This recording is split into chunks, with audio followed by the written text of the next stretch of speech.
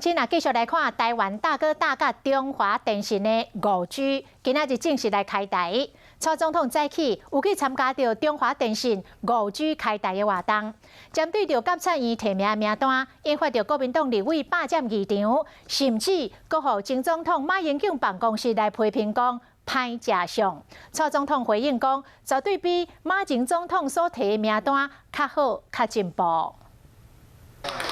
总统蔡英文来体验5G 的新科技，政府4年以来要投入超过200亿的资金。台湾和美国、日本、韩国同款进入5G 的时代，拼产业的同时，监察院提名名单有争议，国民党立委霸占议场，马英九办公室冇批评。我也要请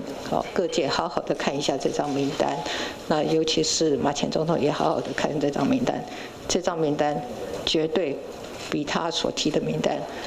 来得好，更有进步性。5G 开台的活动，总统冇参加，伊嘛关心立法院的动态，透早就请人送早顿去，替立委加油。伊讲有时间的考量。新的监委必须在8月1号就任，所以是有时间上的一定的考量啊。但是这我们没有 意是因为时间上的这